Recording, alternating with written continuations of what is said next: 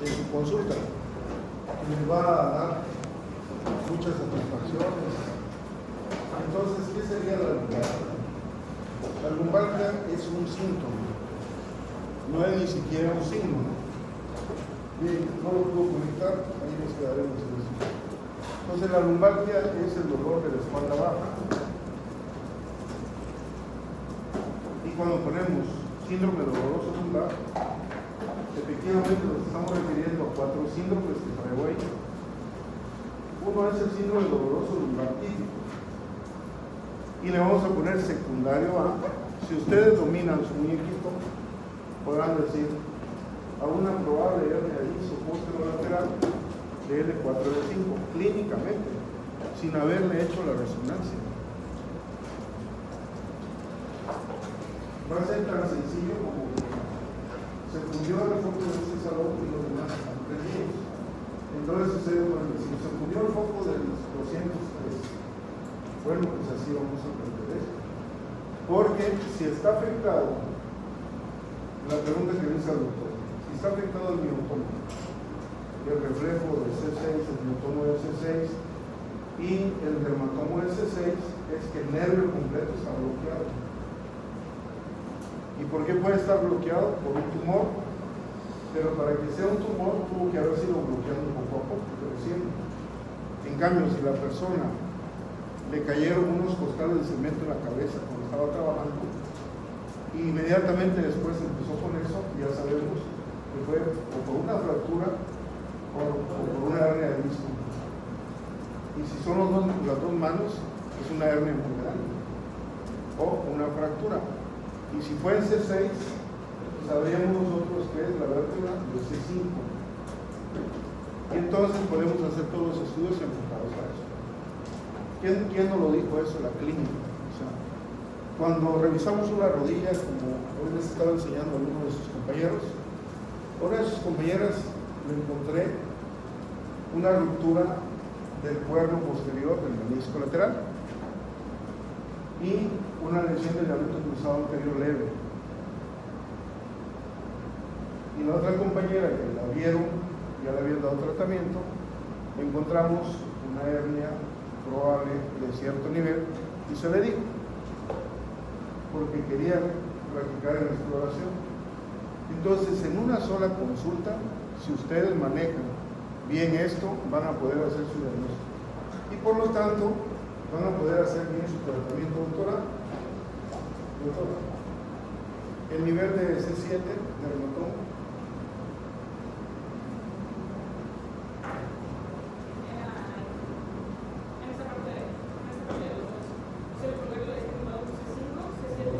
C7, dermatoma ahí. C8, reflejo. C7. ¿Cuál? Principal. ¿De acuerdo? Biotoma de C7.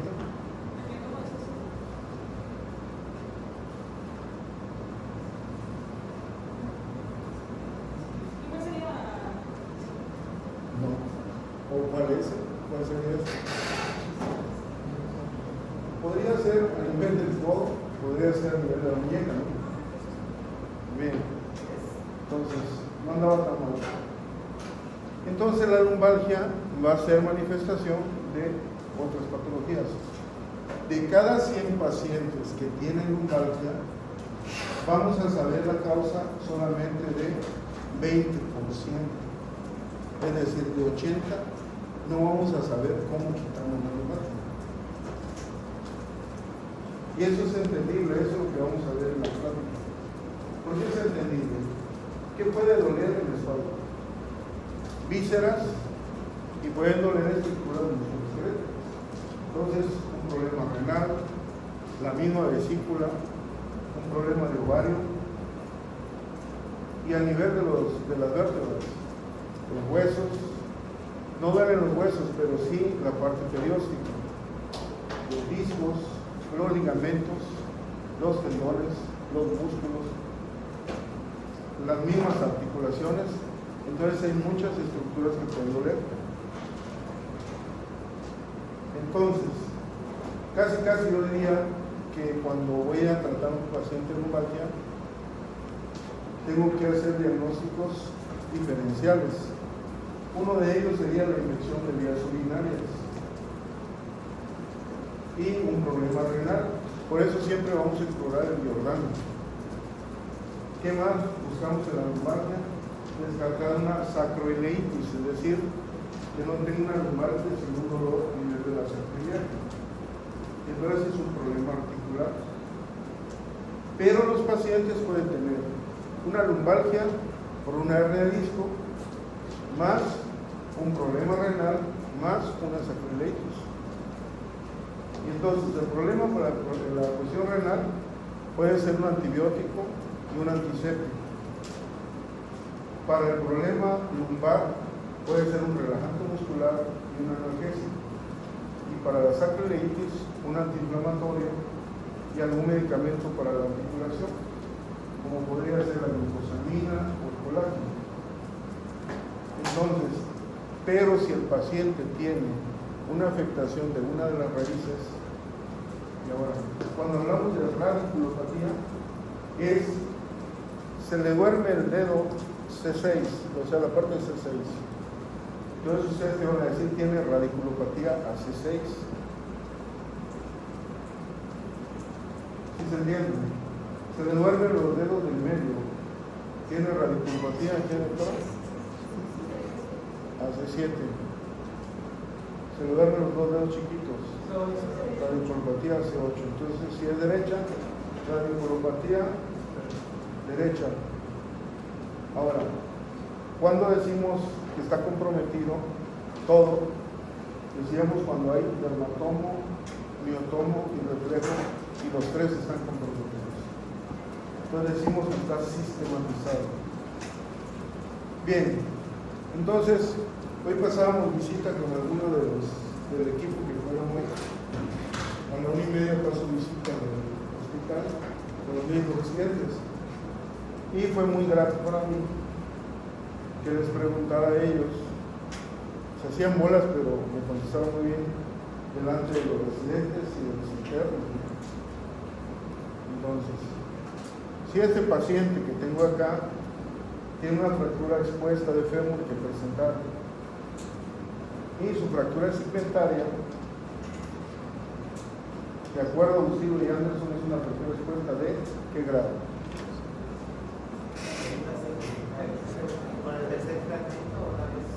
Segmentaria.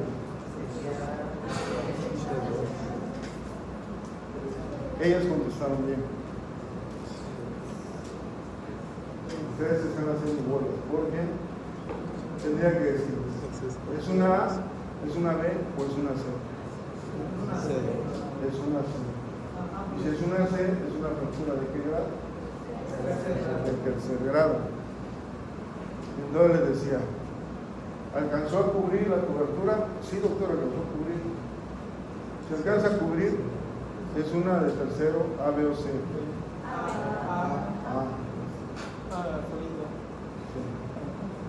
Pero, les decía, yo creo en mis residentes, pero creo más en mí. Así que muéstrenme la foto. Yo les decía, sí cumplió muy bien, doctor, y todo. Y sacan la foto de la herida. Le digo que ven que están engrosados los bordes, entonces no cubría a mí. Lo jalaron. Sí cumplió, pero forzado. Forzado, pero entonces era un tipo. Tuvieron que haber hecho un colgajo o algo para que se removiera. Entonces, pero lo que yo quería era que vieran la gente de la escuela, de nosotros, que se den cuenta que eso es lo que vemos viendo. Lo que les estoy enseñando es lo que hacemos. Esto lo vamos a reforzar con la escala de Asia, si quieren buscarla, escala de Asia, y mandan la figura a su chat. La escala de Asia es la que se utiliza en todos los hospitales de México y también en Sudamérica. ¿Dónde vienen dermatomos, reflejos y miotomos? Y se tiene que llenar y se sacan unos puntos. Entonces ustedes van a manejar eso. Esquema de Asia para trauma raquimedular. Bien. La otra escala que deben tener ustedes se llama MESS, MESS para amputaciones. tienen que manejar los militares. ¿Qué escala que usamos para saber si debemos amputar o no?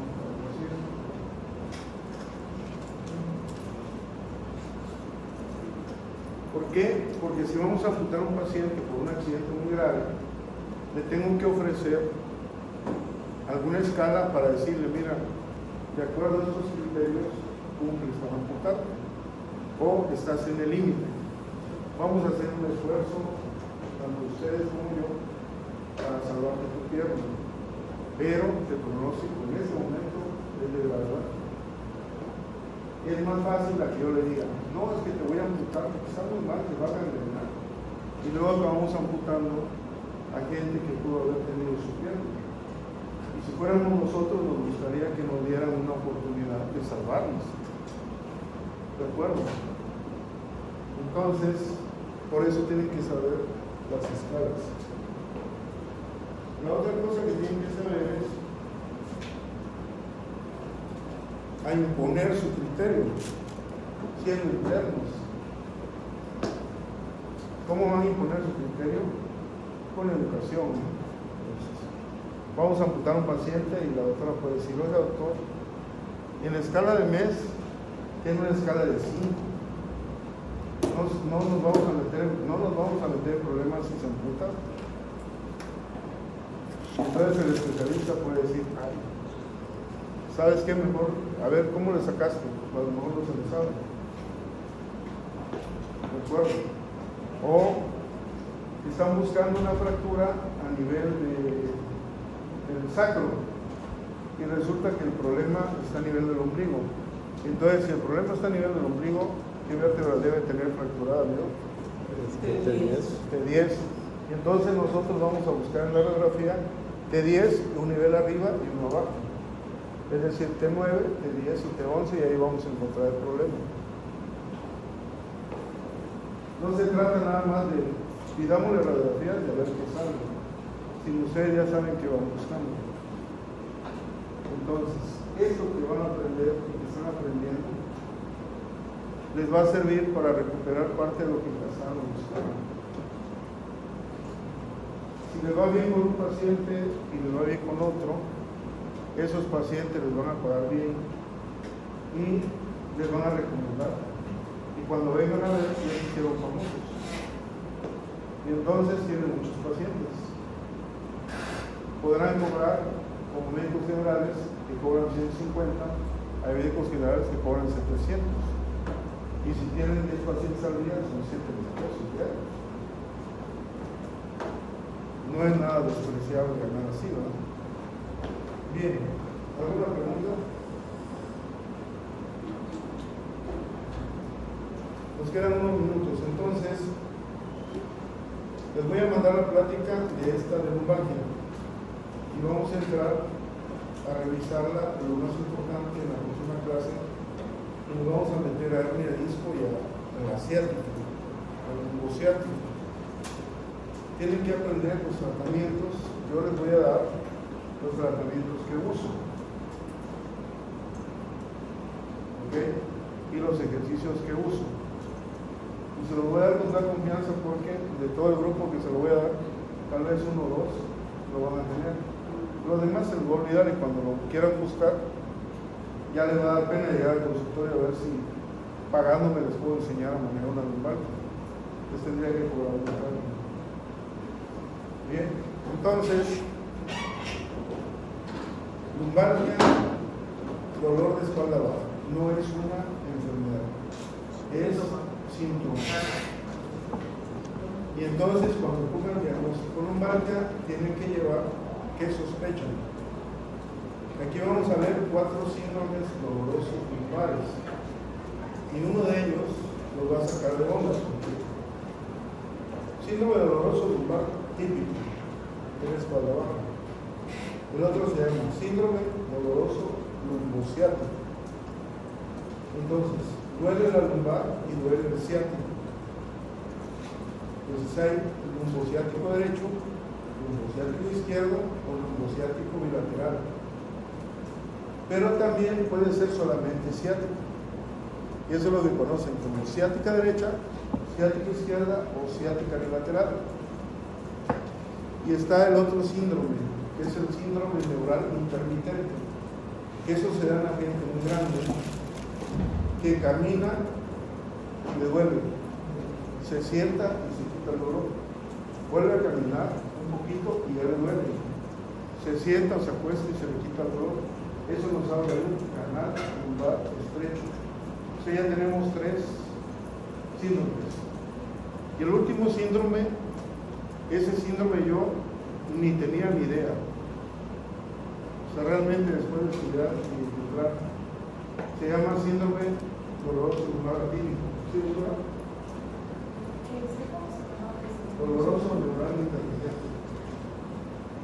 Y entonces el atípico duele la espalda, duele la parte lumbar, pero también duelen los hombros, y también duele el muslo, y también duele la pierna.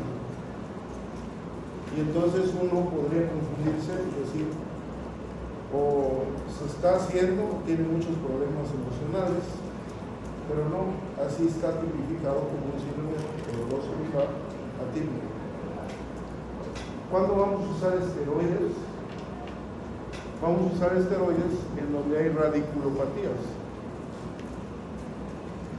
donde está afectado el nervio, la raíz nerviosa. Ahí vamos a utilizar esteroides. Esteroides tomados. La verdad que no me gusta porque lo que yo he visto a todos que lo usan no les funciona. Entonces lo uso inyectado. Y el problema de los esteroides es el síndrome de Cushing. Al Papa lo vemos todo hinchado, pues. Y se dieron cuenta. Se ve bien gordo de la cara ahorita que tiene el problema de neumonía o tubo. Y así vemos algunos artistas o de la televisión que de repente se enferman y los vemos así, de repente los vemos todo hinchados por el síndrome de Cushing, por los esteroides. Entonces, ¿cuánto les mando? La dexametasona no la mando. ¿Por qué? Porque la dexa es como un esteroide, como si trajeran un bochito, que es un bochito, es un excelente carro, pero si pueden traer un Audi, si lo pudieran comprar, pues mejor su Audi y no el bochito. Entonces la dexa sería como el bochito y la betametasona sería como el Audi. Mejor efecto y menos efectos iniciales. Y entonces puedo mandarle una ampolleta cada 2 semanas, 2 veces o 3 veces, más su tratamiento. Y entonces el paciente va a mejorar. Y tendremos que aprender cuándo mandar los medicamentos neuromoduladores, como la gabapentina o la pregabalina. Cuándo mandar medicamentos relajantes musculares. Cuando hay un problema de ciática, mando relajantes musculares también, porque el nervio ciático pasa entre los músculos, el músculo piramidal y el gémino superior. Y si esos músculos están contraídos, no voy a lograr desinflamarlos. Entonces, busco desinflamarlo y relajo los músculos para que no lo lastimen. Y entonces al paciente se le va a quitar el dolor. Bien. Nos vemos entonces en los manos de ¿qué clase tiene ahorita?